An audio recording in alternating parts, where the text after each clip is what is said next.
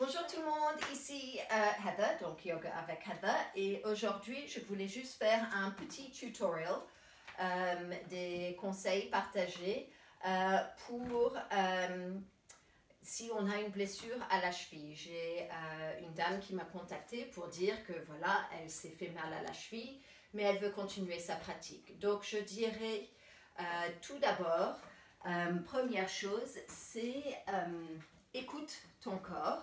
Si ça fait mal, ne le fais pas. Si c'est gonflé, je dirais ne fais pas. Mais ça ne veut pas dire que tu ne peux pas faire des autres choses dans le yoga où il y a des autres postures que tu peux visiter. Mais tu veux éviter de mettre plus de poids sur les pieds, sur la cheville, si jamais ça fait mal ou si c'est gonflé. C'est beaucoup mieux de faire moins pour que tu puisses guérir mieux et plus rapidement. Donc, avec tout ça en compte, si tu te sens prêt et que tu veux vraiment reprendre, donc moi je dirais que dans la plupart des cours que j'enseigne ou n'importe qui, on va faire ça de façon où les gens n'ont pas une blessure spécifique. C'est très general. Donc, je pense que c'est toujours un bon investissement de ta part de peut-être, avant de commencer un cours, de échauffer un peu plus ces zones qui sont un peu plus sensibles. Et dans ces cas-là, on parle de la cheville. Donc, pour commencer, je vais me mettre juste assis et je vais prendre donc une de mes jambes. Je peux amener mon genou près de moi et je vais juste faire des petits cercles. Commence petit et petit à petit, tu peux agrandir avec contrôle. Ok? Essaye de faire une à la fois et non pas les deux pieds au même temps. Oui, je peux le faire, mais est-ce que si j'ai une sensation, je vais savoir est-ce que c'est gauche, est-ce que c'est droite, est-ce que c'est beaucoup, est-ce que c'est pas beaucoup, est-ce que c'est beaucoup parce que c'est les deux au même temps ou pas. Donc, je dirais, prends le temps et tu vas faire des cercles dans les deux directions, petit et ensuite plus grand. Ensuite, tu vas flexion and flex, point and flex ici, et tu vas juste sentir, ok, et tu veux en fait créer un peu de on appelle ça synovial fluid, c'est un fluide qui se fait comme une sorte de WD-40, le WD-40 qu'on achète, une sorte de huile qui aide tout. Et donc, on veut que cette huile se génère à l'intérieur de nos articulations pour les aider. Donc ça, je dirais, c'est première chose. Ensuite, tu veux être sûr que tu peux mettre du poids dessus sans que ça te fait mal. Donc déjà, même d'être assis ici et que tu commences à mettre plus de poids dans ce pied et ensuite plus de poids dans celui-là. Plus de poids ici, plus de poids là. Donc c'est quelque chose interne qui se fait pour que je puisse sentir, ouais, ok, c'est bon, ok. Ensuite, on va retrouver donc une posture sur les pieds, ok. Donc pour moi, si je suis assise, je vais doucement venir ici, je garde mes pieds bien écartés et ensuite je remonte. J'essaye de ne pas avoir les chevilles qui vont aller dans un sens et dans une autre, ok.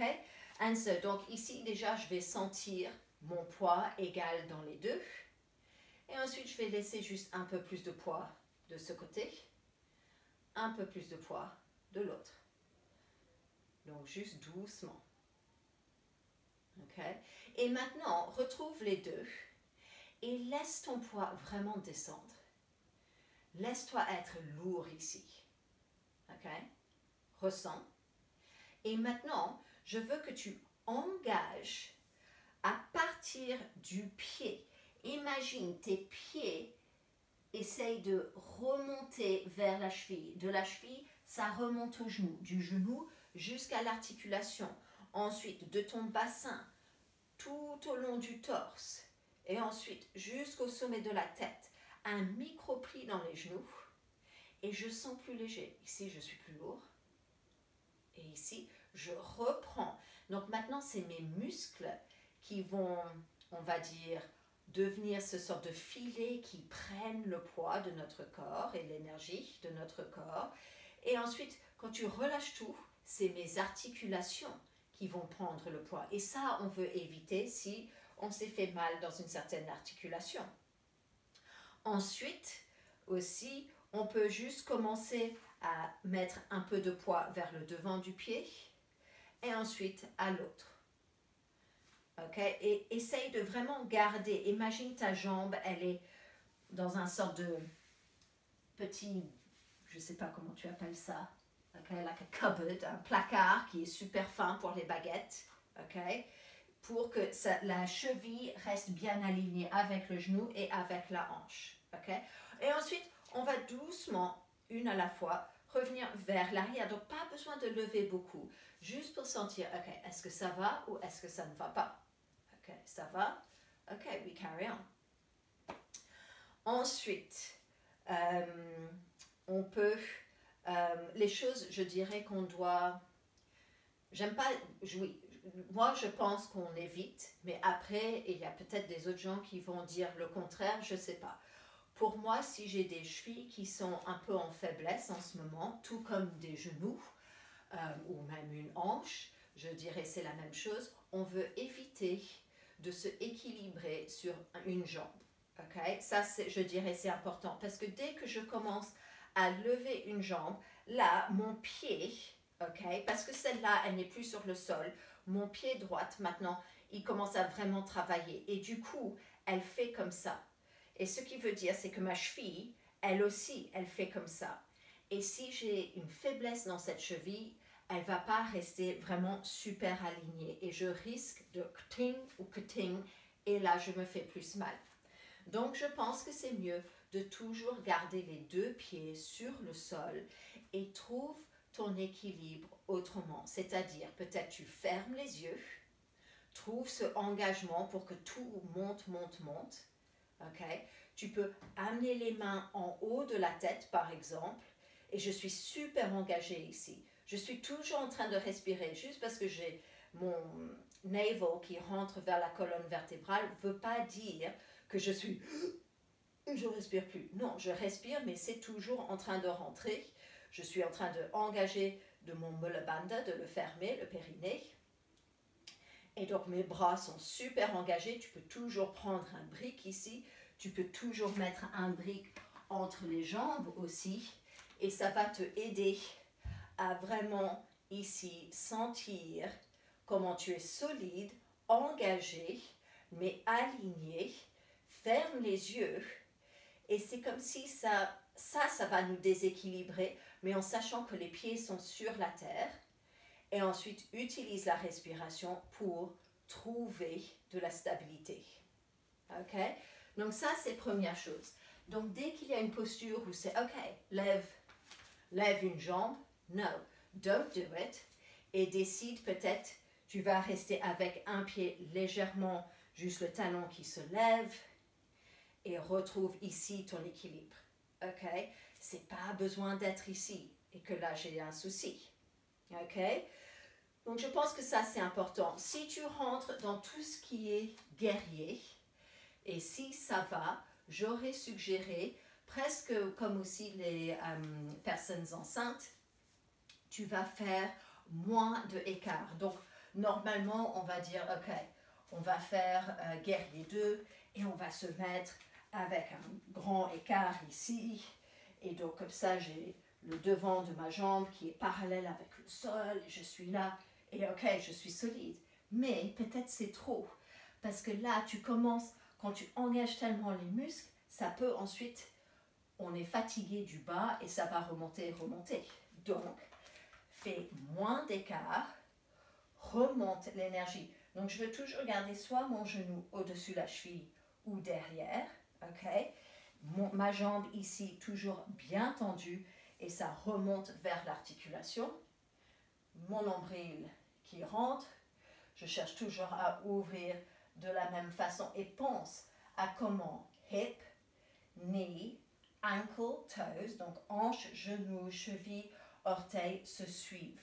Ce qu'on ne veut pas, c'est avoir mes orteils qui font une chose, si on voit peut-être mieux par ici.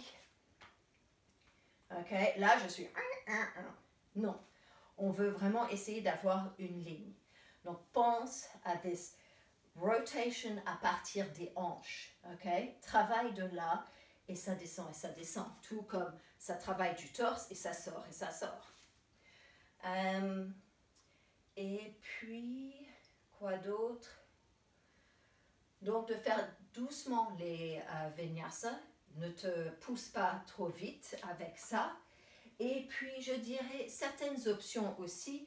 Donc, par exemple, tu peux peut-être pas faire le chien tête en bas. Donc, on veut peut-être éviter ça parce que ça fait mal aux pieds ici. Plusieurs options. 1. Plie tes genoux. Pousse dans tes mains et garde donc les talons bien levés ici. Et comme ça, la cheville, elle reste toujours dans le même alignement que hanche, genou, cheville, orteil. Ok? Alors que peut-être ici, tu commences à être un peu moins stable. Si jamais les talons ne touchent pas le sol, ça va bouger. Ok? Ensuite, autre option, c'est de venir sur les genoux en dessous des hanches, trouve ton chiot, puppy pose. Et donc, on essaye d'avoir, pardon si vous ne voyez pas mes mains, mais on essaye donc de toujours avoir un long dos ici. Et ensuite, tu pousses le coccyx vers le haut, le cœur qui se ouvre vers le sol, tout comme dans ton chien tête en bas, c'est juste la différence dans les jambes. Ensuite, on peut revenir, retrouve tes 4 pattes, and then, ramène cette jambe derrière, pardon, j'ai pas beaucoup de place donc je dois décaler, pousse, and then think about alignement de tes hanches.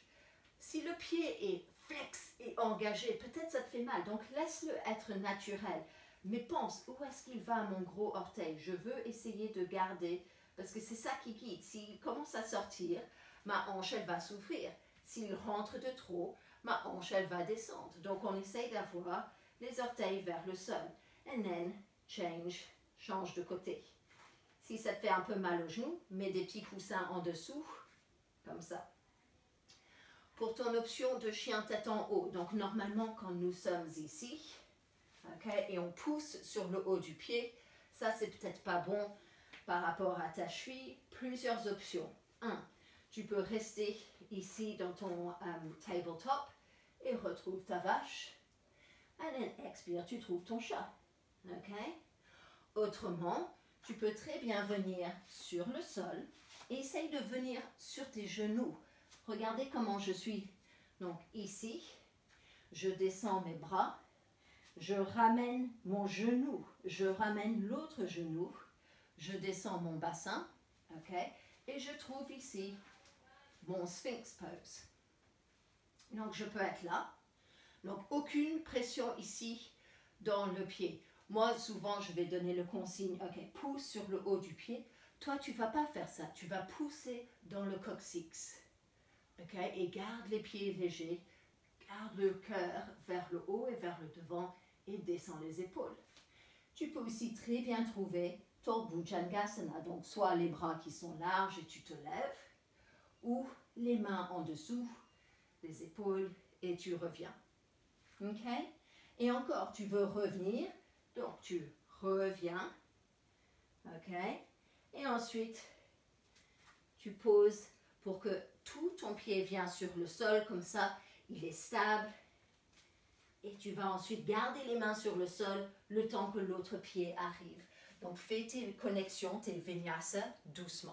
Donc, j'espère que ça aurait aidé pour vous. Et n'hésitez pas si vous avez des autres petites choses que vous aimeriez savoir. Et je fais de mon mieux. Merci et au revoir.